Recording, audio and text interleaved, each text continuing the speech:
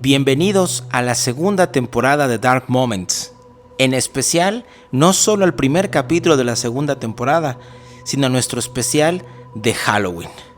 Aprovecho la oportunidad para saludar a todos nuestros suscriptores en nuestro canal de YouTube, a nuestros seguidores en nuestra página de Facebook y a todos aquellos que nos escuchan y les gusta nuestro contenido. Lord Ruthven, ¿cuál será el tema que abordaremos en nuestro especial de Noche de Brujas? Fantasmas. Hablaremos del concepto de fantasma y, por ser un programa especial, les tenemos una sorpresa.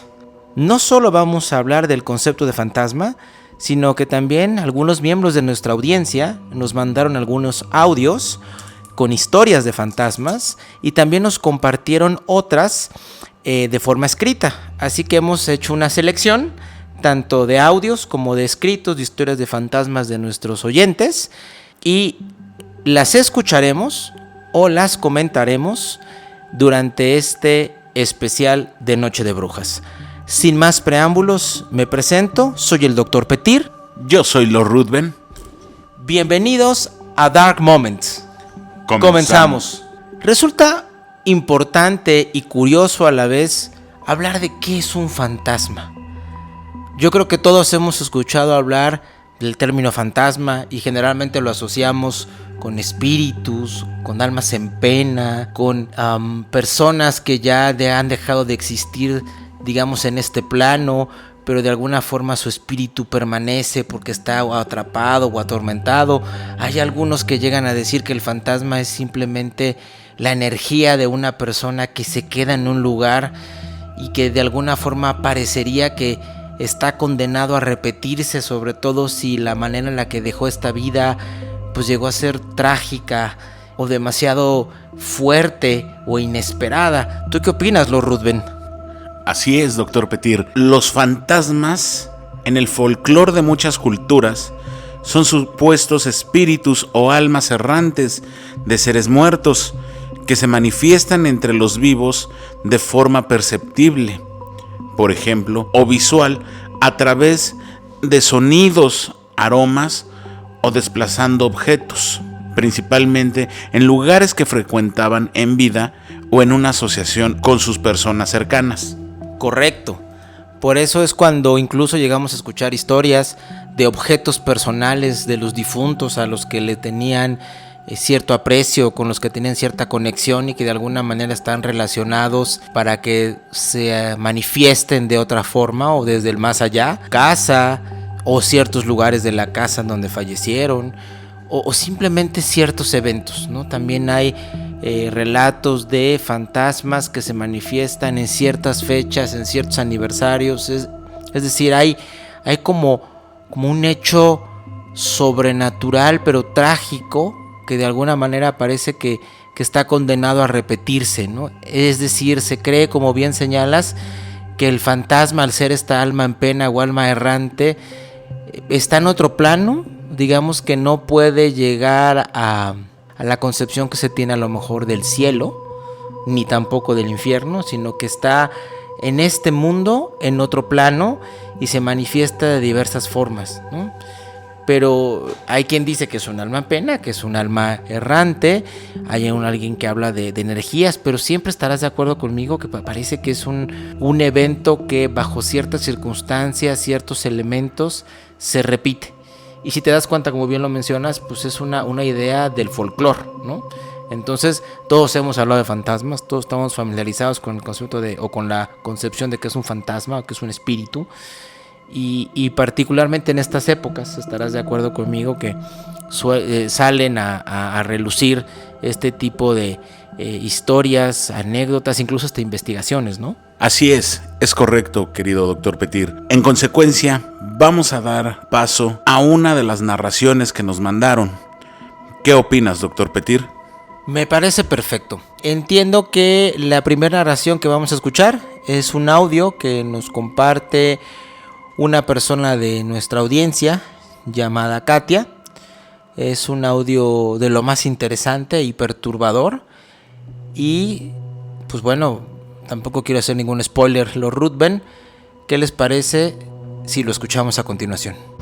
Hola, Yo les voy a platicar algo que me pasó hace algunos años mientras yo trabajaba en una tienda de ropa. En ese tiempo yo tuve una incapacidad y tuve que salir del trabajo como por 3 meses, en los cuales mis jefes decidieron cubrir mi vacante con una chica temporal. Cuando yo regresé de la incapacidad, mis jefes me dijeron que ella también era buena trabajadora y que pues si yo le enseñaba podían cambiarla de departamento, y así lo hice. Pero cuando yo llegué sentí algo muy extraño con ella. Ella a veces se me quedaba viendo muy fijamente, aunque yo no platicara o estuviera trabajando, sentía su mirada que siempre estaba como observándome. Ella tenía una característica muy peculiar, que era su piel era como si fuera la de una persona muy anciana, muy seca. No quiero decir esto con arrugas, sino más bien como muy seca. Y esta chica siempre, hacía comentarios como fuera de lugar, como yo no creo en Dios o cosas así muy sin sentido, porque ni siquiera platicábamos de un tema parecido y ella llegaba y hacía algún comentario extraño. Bueno, empezaron a pasar ese tipo de cosas, que yo, me movían las cosas del lugar en el departamento, y pues yo decía, pues puede ser cualquier cliente o incluso ella, ¿no? Pero pues yo no lo tomaba como otra cosa, algo paranormal. Entonces, una vez tuvimos una discusión ella y yo, porque le di una indicación y ella no lo hizo y se portó muy grosera. Entonces, cuando ella fue a acusarme con el jefe, en vez de darle la razón a ella, me la dieron a mí. Y pues ese día ella se quedó muy molesta. Y recuerdo que me dijo que yo no estuviera tan tranquila, que porque así como me había ido de incapacidad, me hubiera podido ir en otro momento o más tiempo, y que ella se iba a quedar con mi puesto. Y pues a mí la verdad me dio risa y no la tomé en cuenta.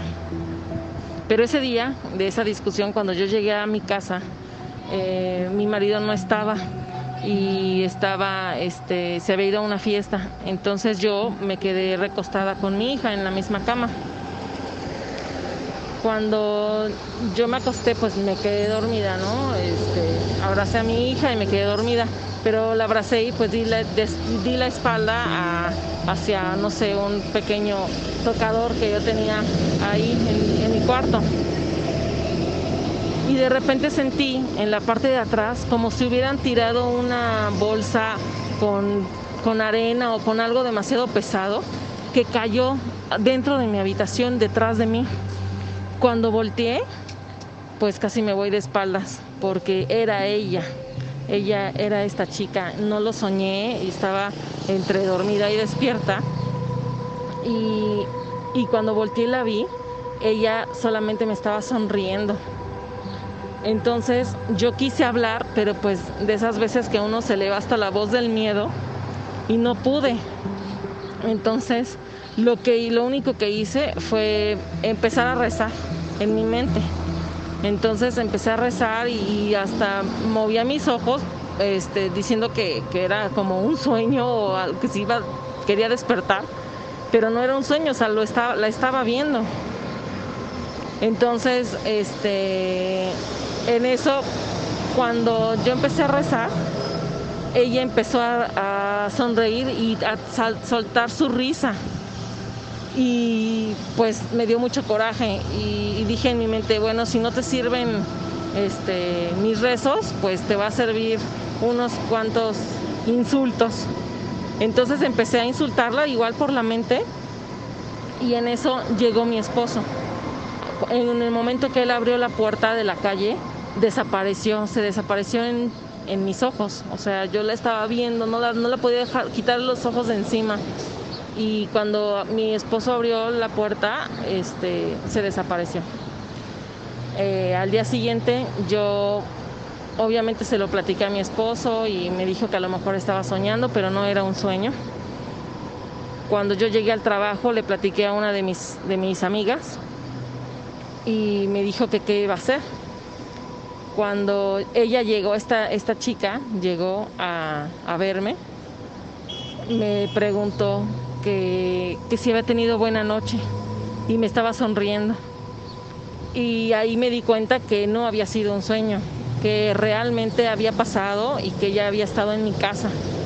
Entonces le dije, sí, fíjate que sí, tuve con algunos incidentes, pero sí tuve un buen sueño. Porque al final, oye, por cierto, ¿tú crees en Dios? Le pregunté, que ya me había dicho ella que no. Y me dijo no. Y le dije, pues ¿qué crees? Que yo sí. Y yo creo que si existe algo malo, es solamente porque Dios lo creó. Entonces, ante Dios, nada ni nadie va a poder superar su poder ni su amor. Entonces, se sonrió, se siguió como burlándose y se dio la vuelta. Ese mismo día ella fue a Recursos Humanos a pedir su finiquito porque ya no quería trabajar ahí.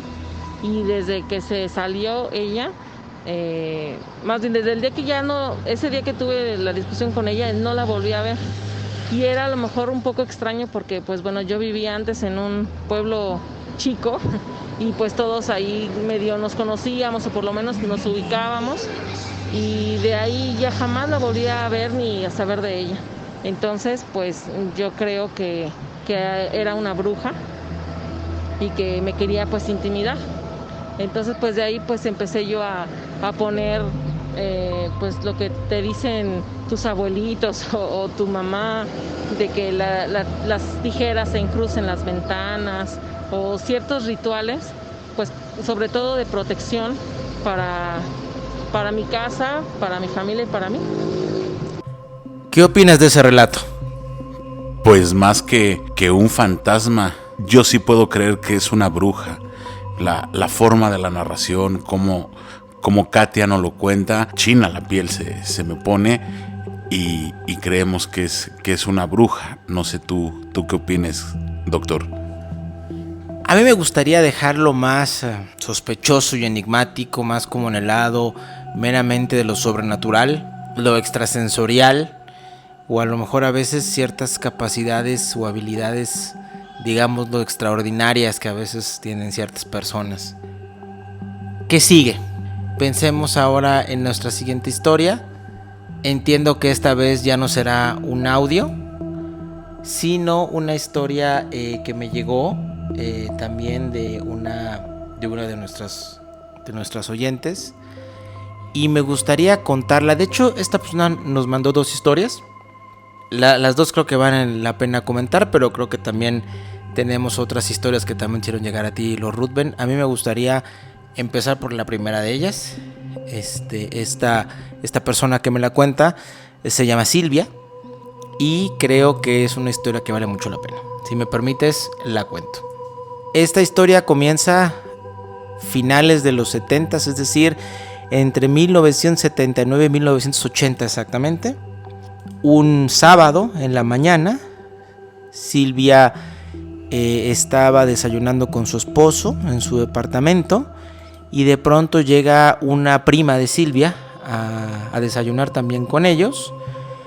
Dicho sea de paso, Silvia estaba muy próxima a irse a estudiar al extranjero. Ella nos cuenta que se iba a ir becada, iba a estudiar una maestría en letras francesas en la Sorbona de París, y pues le faltaba muy poco tiempo para irse al extranjero. Y entonces llega esta prima con ellos, que los acompaña a desayunar, y de pronto, en algún momento del desayuno, así como te lo voy a contar a ti, lo Ruthven, y a nuestra audiencia, de pronto la prima empieza a sufrir como un ataque, se cae de la silla, su cuerpo cae al suelo, se convulsiona, incluso parece que saca un poco de espuma por la boca. El esposo de Silvia incluso quiere meterle una cuchara en la boca para que pues no se lastime la lengua o se troce la lengua. Y de pronto, de la nada, estos espasmos cesan y de pronto la ayudan a incorporarse, y ya de pie. Le costaba mucho trabajo a la prima de Silvia estar de pie, y de pronto cuenta que el esposo, aterrorizado, le hace una seña a Silvia de que viera la sombra de la prima. Y dicen que la sombra de la prima era como un viejito encorvado. Y que de pronto esta chica, la prima, empieza a hablar en otro idioma. Dicen que hablaba latín.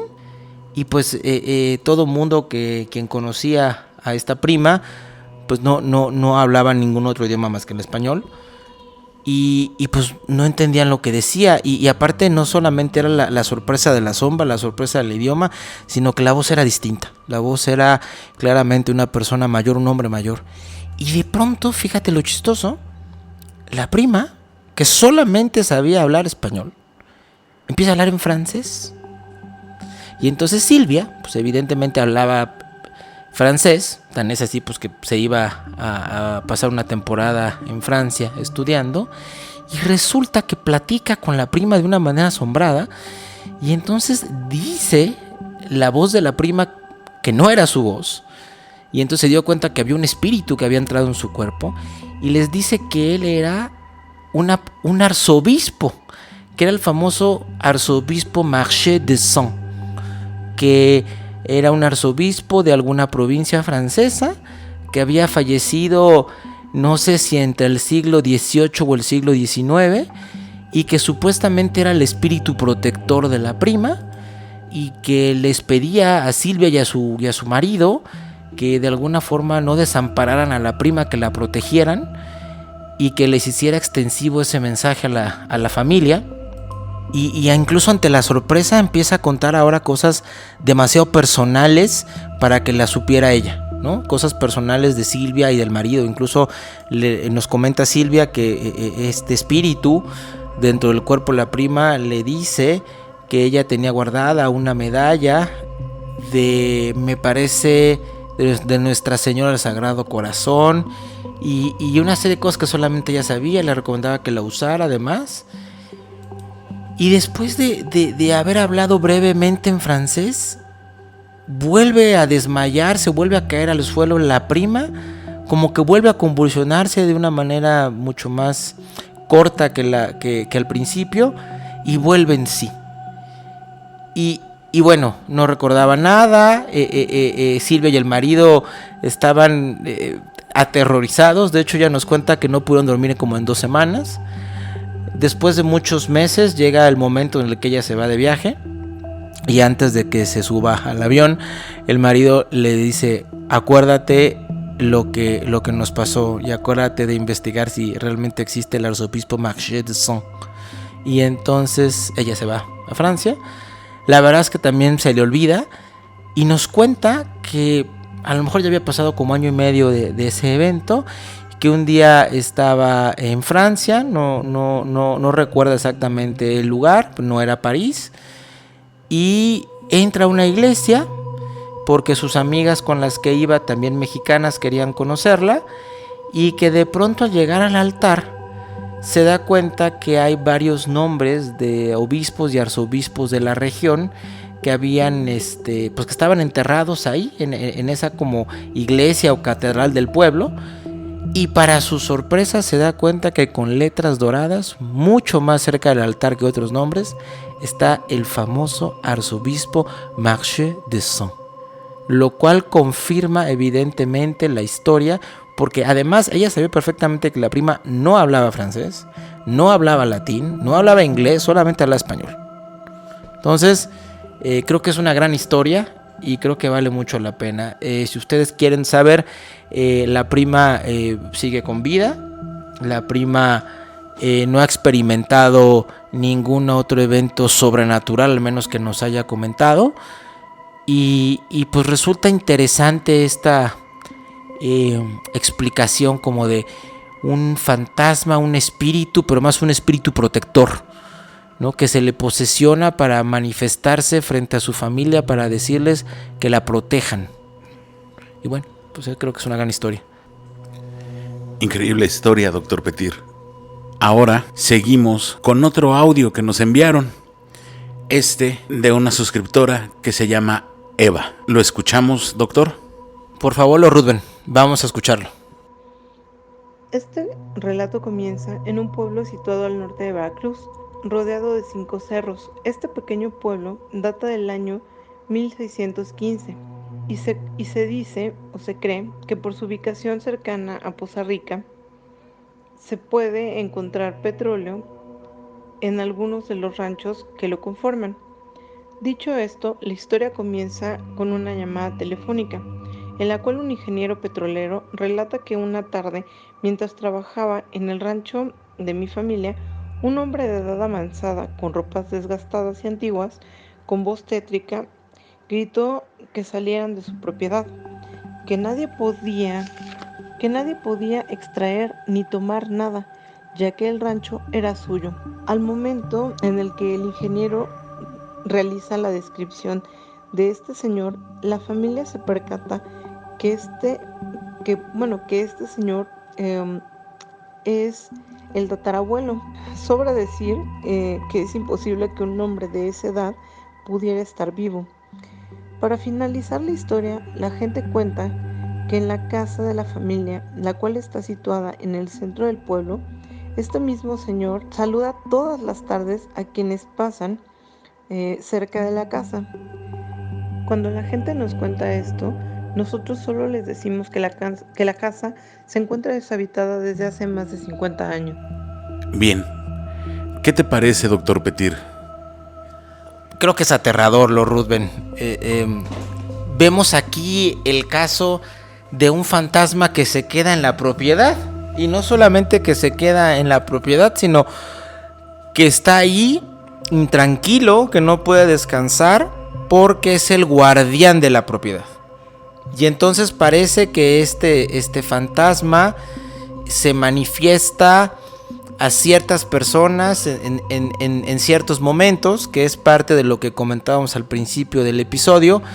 Es decir, esta como condenación de repetir el mismo evento de este espíritu que pierde la vida y que de alguna manera ese evento fatídico, traumático, o ese a lo mejor, no quiero decir luto no resuelto, sino más bien esa ausencia de conciencia de la muerte o simplemente el no querer irse, lo hace de alguna manera estar atado a la propiedad y a manifestarse a otras personas. Y resulta interesante, por lo que digo, porque parece que ya no es justamente el fantasma que se materializa porque está ligado a un objeto, me refiero, no sé, un anillo, un reloj, sino es un fantasma que está claramente atado a una propiedad, a una casa, y entonces la protege, ¿no? Pero insisto, se manifiesta bajo ciertos momentos, y creo que eso es lo que lo hace interesante. O sea, no es un fantasma que se aparezca, ¿estás de acuerdo conmigo?, en todo momento o en una fecha determinada, sino ante ciertos eventos que él detecta peligrosos para la propiedad. Así es, en efecto, un fantasma que sigue protegiendo sus bienes. Ahora bien, nos hicieron llegar no un audio, sino un correo comentándonos otra historia de terror. Por favor, Lord Ruthven, ¿no la puedes platicar? Sí, claro, esta es una historia que me parece muy perturbadora, porque pues no sé qué pensará la audiencia. Si una vez que contemos el relato, la audiencia piensa si estamos hablando de que lo que se manifestó fue la muerte o fue el diablo, qué fue lo que sucede. Pero a ver, la historia va así. Existía un sacerdote ya muy mayor, muy querido por la comunidad, y pues ya era tan grande que en algún momento pues le costaba incluso trabajo ciertas actividades físicas, y en algún momento, un día en la noche, precisamente a finales de octubre, como la noche de hoy, como Halloween, lo mandan llamar muy noche y le piden que por favor vaya a una casa a darle los santos óleos a una mujer que está a punto de fallecer y que estaba pidiendo la presencia de un sacerdote. Y bueno, pues ante la urgencia, como buen hombre de iglesia, este sacerdote mayor accede y pues se prepara y acompaña a esta persona hasta la casa. Quien nos hace llegar el relato nos cuenta que al principio, durante el trayecto, pues el sacerdote estaba un poco contrariado. Primero, era una persona mayor, ya no tenía la agilidad obviamente de una persona joven, por lo que ya también le costaba trabajo caminar.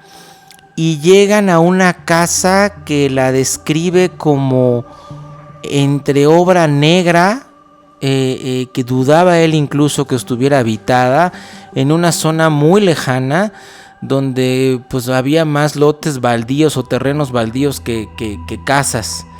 Y entonces llega este sacerdote a la casa, toca la puerta y no se la abren. Para esto, quien va a buscarlo y lo acompaña hasta la propiedad, lo deja en la casa y se va. Entonces el sacerdote pues se siente un momento en las escaleras porque se cansó de tocar la puerta para que le abrieran. Y después como de 15 minutos le abren la puerta y él escucha gritos, llantos, pleitos. Y entonces había claramente una mujer que se veía completamente enferma, que estaba no en cama, sino que se había parado y que estaba a punto de salir a la calle. Justamente se topa de frente con el sacerdote y esta mujer lo abraza y se desvanece, y entonces caen en la escalera de la entrada y quedan en la calle. Y entonces con las últimas energías que tiene le pide que le dé los santos óleos, que le perdone sus pecados, incluso que le haga una confesión. Y resulta que en el momento en el que él empieza a escuchar la confesión de esta mujer, se aparece de la oscuridad un perro negro. Y en el momento en el que el sacerdote está por darle el perdón de los pecados, este perro se acerca y empieza a morderle una de las piernas al sacerdote. Y entonces, entre gritos del sacerdote, gritos de esta mujer que estaba a punto de fallecer, el perro no lo dejaba. La gente que estaba pues todavía dentro de la casa viendo este espectáculo se acercaron al perro para querérselo quitar, pero el perro no dejaba de morder al sacerdote en la pierna. Le libera una pierna y le muerde la otra, y el sacerdote, como puede entre sangre, llantos y gritos, por fin la absuelve, le da el perdón de los pecados a esta mujer moribunda y muere al instante. Y en el momento en el que muere esta mujer, el perro deja de morder la pierna del sacerdote y se aleja un poco, pero se queda a la distancia mirándolo. Y quien nos comparte este relato dice que el sacerdote, sin poderse levantar, con las piernas ensangrentadas, mira al perro a la distancia y dice lo siguiente: tú eras el diablo, pero yo te la gané. ¿Qué opinas de este relato, Lord Ruthven? Estremecedor, doctor Petir. Puede ser una posesión, puede ser un fantasma, algo increíble con esta narración que nos enviaron. Grandes audios, grandes narraciones. Comunidad, ¿ustedes qué opinan? ¿Existen los fantasmas? ¿No existen los fantasmas? Déjenos sus comentarios. Recuerden que estamos en Noche de Brujas y después en Día de Muertos. Así que si ustedes quieren compartir con nosotros sus historias y relatos de fantasmas, será un placer escucharlos e incluso seleccionar algunos para comentarlos posteriormente. Les agradecemos como siempre que nos escuchen y los invitamos a todos, por favor, a que se suscriban a nuestro canal, a que le den like a nuestra página en Facebook y a que se suscriban a nuestro canal y nos escuchen. Y recuerden que las fuerzas del mal están donde menos lo imaginamos.